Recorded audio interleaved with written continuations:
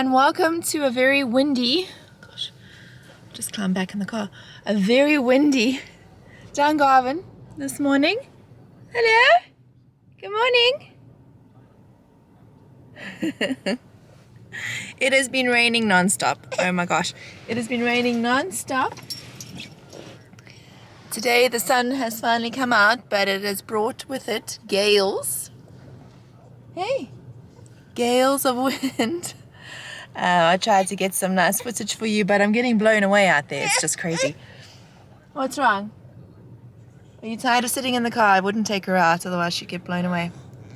Alright, let's go home and we'll finish the video.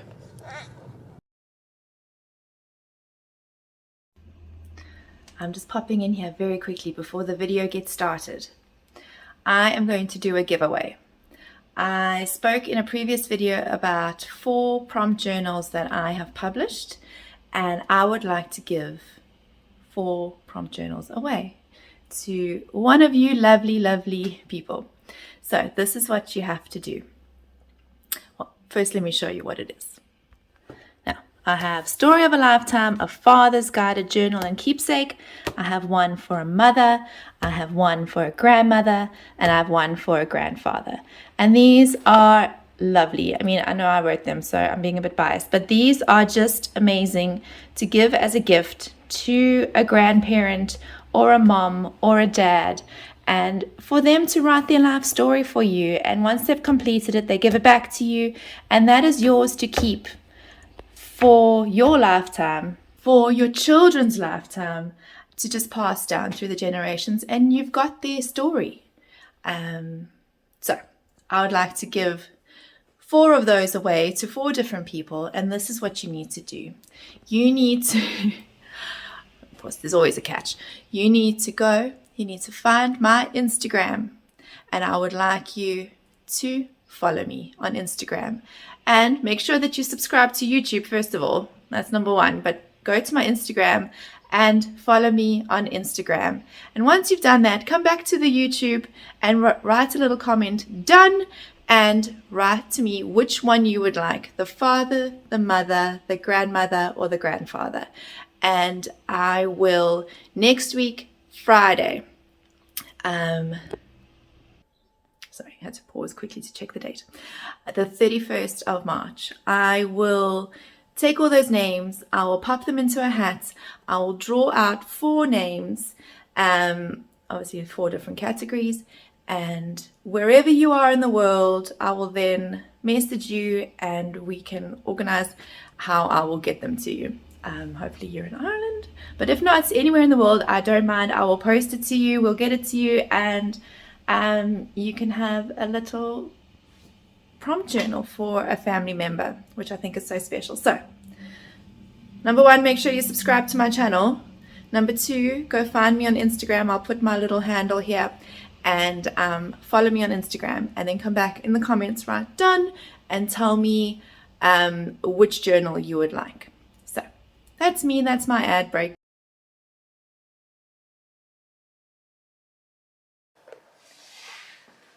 Right, hello and welcome back.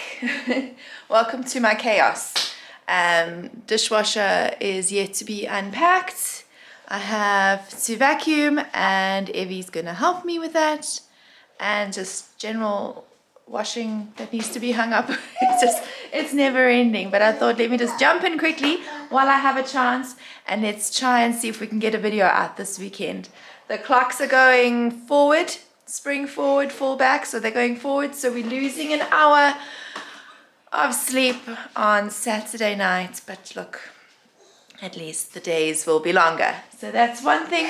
Look at this little monster running around. Hello. Say hi. Hello. Oh, she's gonna help me unpack the dishwasher, I think.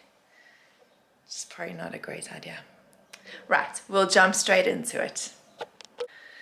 So today I thought I would chat a little bit about things that we do in Ireland that we never did in South Africa. And I've got quite a list of them, things that we just never done before. So here we go.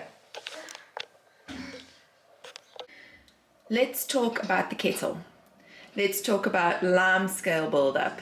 Now in South Africa, we had a bit of lime scale buildup in our kettles, but nothing compared to here.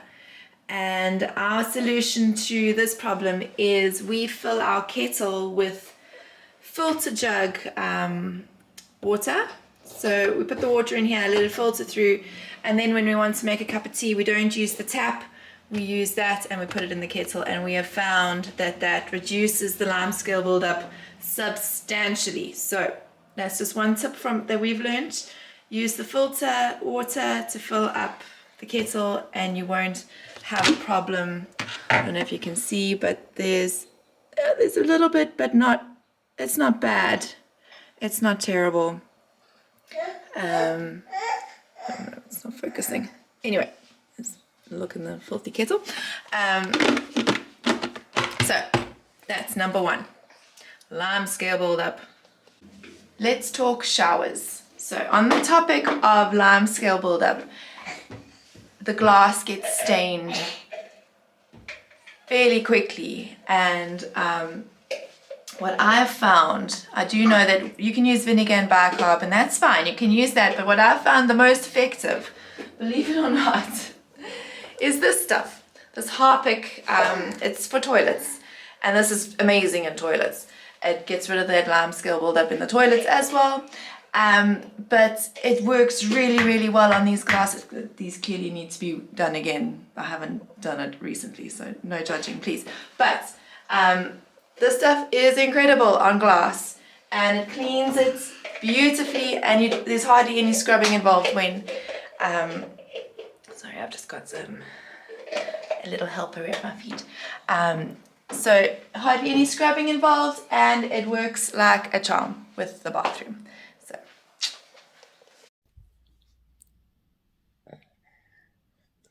oh, nice. Right, well, another thing that we never did in South Africa was take vitamin D tablets or supplements. Dad, Evie's going to show you. So this vitamin D is what I give to the kids, and this one here, oh, excuse you, this one is what I give to Evelyn, a pump every day. So coming from a country where we had endless sunshine, coming to a country where sunshine is quite limited. Excuse me. Take 23. I've just opened the back door. It'll keep her quiet for about 3 seconds. So we take vitamin D here in Ireland because the sun is not strong enough for our bodies to create that reaction that your skin is supposed to have when it's in the sun.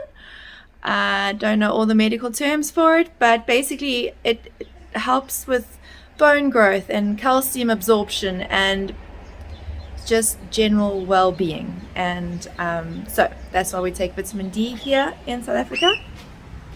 Someone's very happy to be outside, even if it is a little bit cold.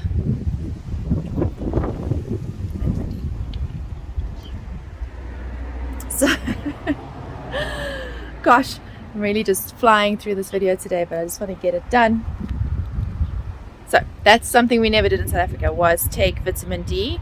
Although the sun's shining now, it's not strong enough. The UV rays and the sun strength is not strong enough to activate our vitamin D production in our skin. So there you go. That's something we never did in South Africa. Just want to apologize for the absolute state that our garden is in. We haven't touched it all winter, and it is looking quite sad and sorry for itself, and desperately needs to be cut. And there's wind-blown rubbish lying all over the place, and boots on fences, and it looks terrible, but we're hoping to get into it very soon, as it warms up, and we can start planting some lovely things in the garden. And we've got some strawberry plants growing here, so that'll be lovely. And our acer and our rose bush over here is coming back to life. She just loves to be outside. But okay, let's get on to the next thing that we never did in South Africa that we now do. Right, so the next thing that we do in Ireland that we didn't do in South Africa is separate all our rubbish. This is our little compost bin for the kitchen where we put all our food scraps and everything in. I'm not going to open it because it's quite gross in there. So all the food scraps, tea bags, vegetable cuttings, all of that goes in here, and once every 2 weeks it is collected and taken away. And then we also have a home general waste over here, and our recycling bin over there. And then so once every 2 weeks the bins are taken away. Let me just show you where we keep the bins outside. Now, there. So general waste, recycling, and compost. And the other thing is that we get to choose who takes it away, which is amazing. We choose our whoever's going to be the most reasonable. We don't get our glass taken away. We just take that to the local, near the playground, there's some bins that we can throw the glass bottles into, so we don't pay for someone to do that.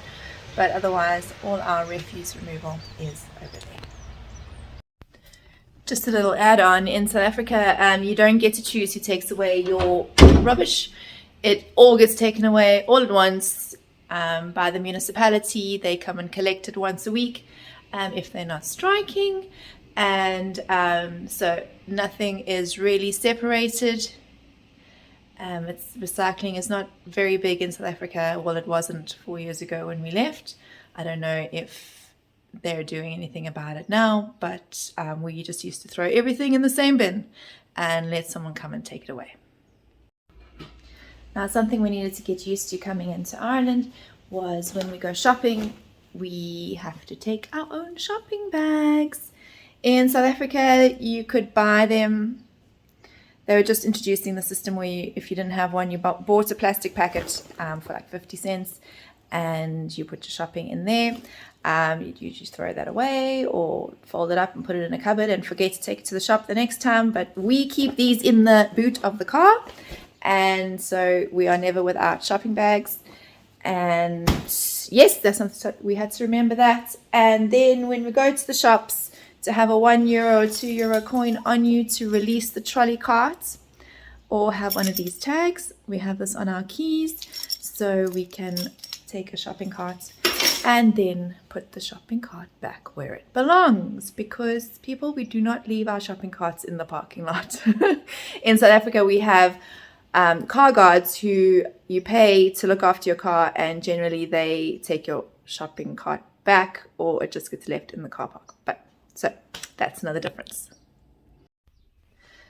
To swap things around a little bit, in South Africa we had to pay for water, and if your pipe had a leak in it, or you forgot the hose pipe on outside, or a tap dripping away, you paid.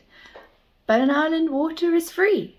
I don't know if you knew that, but in Ireland you do not pay for water. It is free.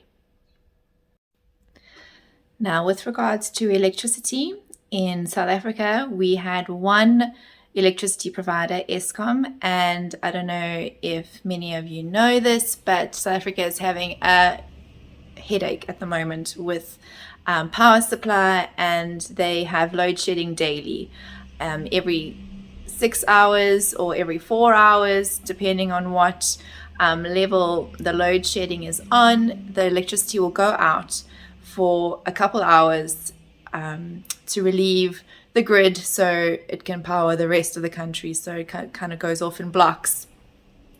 So every day you are without power, which is crazy. So so they're kind of held to ransom in South Africa with the electricity company Eskom. But here in Ireland, you have a choice. You have a choice who you would like to provide your power and how much you would like to pay, and whether it be prepaid or a contract. There are many, many choices in Ireland, and I find that wonderful. and you can find something that'll suit your budget and that works for you. Right, this one might be a little bit of a silly one, but in Ireland, we can buy chocolate digestive biscuits, which are my absolute favorite, for literally a quarter of the price that you would in South Africa. In Ireland, we buy, basically it's the shop brand, but they divine, for 45 cents. In South Africa, a box of chocolate digestive biscuits costs 35 Rand, which works out to be about €2, roundabout, roughly. So I get to enjoy more chocolate biscuits over here. I think the weather is schizophrenic today. The sun is shining beautifully now. About 5 minutes ago it was hailing. So, oh, there goes the sun again. I don't know if spring's ever going to arrive. Another thing that we never did in South Africa was reverse park, and I think I have been in Ireland too long now because, well, I wouldn't say too long, I'm not planning on leaving, but I now reverse park into my parking space. I find it very convenient. I find it easy to pull out and leave once I'm done with the shopping. And I don't have to worry about little kiddies running behind my car and me not seeing them. So in South Africa, I never thought about reverse parking. We just pull into a parking spot and there you go. But here in Ireland, just about everybody reverse parks. We reverse park into our parking here at home. And yeah, I think it's just something different, something that we do now. So I think we're almost Irish. We're now reverse parking. In South Africa, we never had a problem with drying our clothes. I never had a tumble dryer, but the weather was always warm enough to hang your clothes outside to dry. Even in the winter time, you could hang your clothes outside, no problem. You would have to watch out for the odd thunderstorm in the afternoon and run and get your clothes in, but we never had to worry about getting our clothes dry. But here, the humidity is quite high as well, and during the winter, hanging your clothes outside is just not an option. Luckily, we do have a tumble dryer, but that does eat into the electricity. So I tend to just use that when I'm washing towels and bedding, and if I'm desperate for a few bits of school uniform. But otherwise, we hang all our washing upstairs. We've got a washing line over our bathtub upstairs and a clothes horse. But we do find that if it does take a long time to dry, the clothes can get musty and smelly. So we invested in a dehumidifier. And now this is something I highly recommend you doing. It also gets a lot of the moisture out the air and prevents mold and damp. So we use the dehumidifier upstairs when we've got a lot of washing hanging up there, and it does help the clothes dry a lot faster. So that's something we never had in South Africa, was a dehumidifier, and I recommend it 100%. If you are battling with damp and mold and musty smelling clothes, get yourselves a dehumidifier. I will put a video up of the one that we have. Let me put a video up. Let me go and show you. 1 second. Let's just make our way up the stairs. Evie's having a nap, so I'm going to do it quietly.